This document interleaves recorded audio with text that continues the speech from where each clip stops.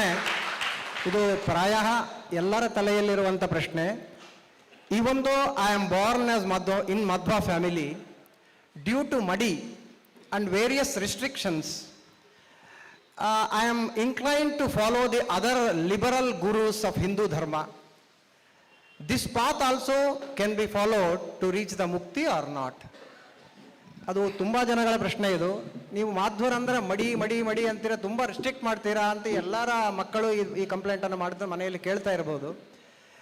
ಇದಕ್ಕೆ ತುಂಬ ಜನ ಪ್ರಶ್ನೆ ಮಾಡ್ತಾರೆ. ಹಾಗಾಗಿ ಶ್ರೀಪಾದಂಗಳವರು ಈಗ ಈ ರಿಸ್ಟ್ರಿಕ್ಷನ್ ತಿಂದ ನಾವು ಹಿಂದೆ ಉಳಿತಾ ಇದ್ದೇವೆ ಅನ್ನುವಂಥ ಒಂದು ಪ್ರಶ್ನೆ ಇದೆ. ಪ್ರವಚನಕ್ಕೆ ಎಲ್ಲರೂ ಬಂದು ಕುಳಿತಿದ್ದೀರಿ, ಇಲ್ಲಿ ಸುಮಾರು ಜನ ಪ್ರವಚನಕ್ಕೆ ಕುಳಿತಿದ್ದೀರಿ.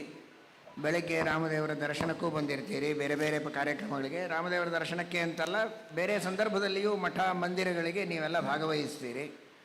ಯಾರು ನಿಮಗೇನು ರೆಸ್ಟ್ರಿಕ್ಟ್ ಮಾಡಿದ್ದಾರೆ? ಇಲ್ಲಿ ಕೂಡಬೇಡ್ರಿ, ಅಲ್ಲಿ ಕೂಡಬೇಡ್ರಿ, ಇದನ್ನು ಮುಟ್ಬೇಡ್ರಿ, ಅದನ್ನು ಮುಟ್ಬೇಡ್ರಿ, ನಿಮ್ಮ ಪಾಡಿಗೆ ನೀವು ಆರಾಮಾಗಿ ಕೂತಿರಲ್ಲ. ಈಗ ಮಾಧ್ಯಮದೊಳಗೆ ಭಾಳ ರೆಸ್ಟ್ರಿಕ್ಷನ್ಸು, ಅದು ಬಿಡೋದಿಲ್ಲ. ಈಗ ನಿಮಗೇನು ಕಷ್ಟ ಆಗ್ತಾ ಇದೆಯಾ? ಯಾರು ಕಟ್ಟಿ ಹಾಕಿದ್ದಾರೆ ನಿಮಗೆ? ಯಾಕೆ ಆ ಫೀಲಿಂಗ್ಸು? ದೇವರ ಪೂಜೆ ಮಾಡುವಾಗ ಮಡಿಯಲ್ಲಿ ಮಾಡಬೇಕು ಅಂತ ಹೇಳಿದ್ದು ನಿಜ, ಊಟ ಮಾಡುವಾಗ ಶುದ್ಧವಾಗಿ ಮಾಡಬೇಕು ಅಂತ. ಈಗ ಅವರು ಹೇಳಿದಾರಲ್ಲ, ಹಾಗೆ ಇದು ಬರೀ ಮಾಧ್ವರಿಗೆ ಯಾಕೆ? ಇದು ಶುದ್ಧವಾಗಿ ಊಟ ಮಾಡಬೇಕು ಅನ್ನೋದು ಇದು ಸೈಂಟಿಫಿಕ್ ಆಗಿದೆ. ಎಷ್ಟು ಶುದ್ಧವಾಗಿ ಆಹಾರವನ್ನು ಸ್ವೀಕಾರ ಮಾಡ್ತೀವೋ ಅಷ್ಟು ಆರೋಗ್ಯವಂತರಾಗ್ತೀವಿ. ಅದರೊಳಗೆ ಕಾನ್ಸೆಪ್ಟ್ ನೀವು ಕ್ಲಿಯರ್ ಮಾಡ್ಕೊಳ್ಬೇಕಷ್ಟೇ ಹೊರತು ಏನೋ ಇವರು ನಮಗೆ ಒತ್ತಾಯ ಮಾಡ್ತಾ ಇದ್ದಾರೆ ಅಂತಲ್ಲ.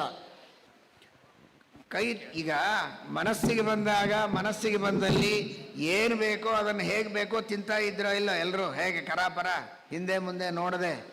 ಕೊರೋನಾ ಬಂದಾಗ ಆಗೇನು ಮಡಿ ಹೇಳಿದ್ದು ಮಾಧ್ವರ ಸೈಂಟಿಸ್ಟ, ಆವಾಗೆಲ್ಲ ಮಡಿ ಮಾಡ್ಲಿಕ್ಕೆ ಬಂತು. 2 ಸಲ ತೊಳಿರಿ, 3 ಸಲ ತೊಳಿರಿ,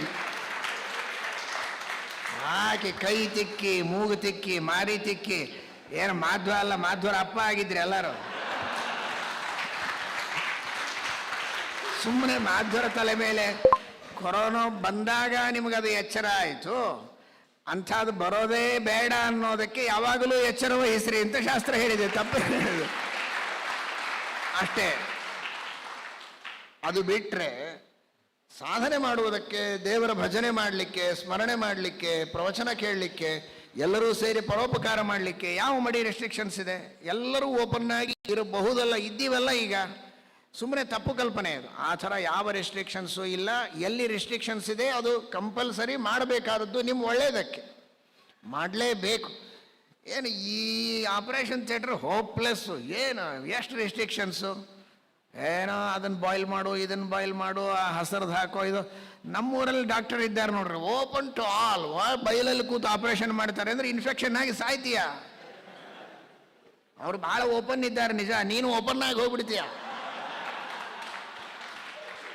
ಹಾಗಾದರೆ ಎಲ್ಲಿ ಬಹಳ ರೆಸ್ಟ್ರಿಕ್ಷನ್, ಏನು ಒಳ್ಳೆ ಬ್ಯೂಟಿಫುಲ್, ಎಂಥ ವಂಡರ್ಫುಲ್, ಎಂಥ ಡಾಕ್ಟರೇ ಅವರು, ಭಾರಿ ಹೈಜಿನಿಕ್ ಆಗಿ ಪ್ರತಿಯೊಂದು ಬಾಯ್ಲ್ ಮಾಡ್ತಾರೆ. ಒಂದೇ ಒಂದು ಹೊಲಸಿರೋದು, ಅಲ್ಲಿ ಅವರನ್ನು ಹೊಗಳ್ತೀರಾ.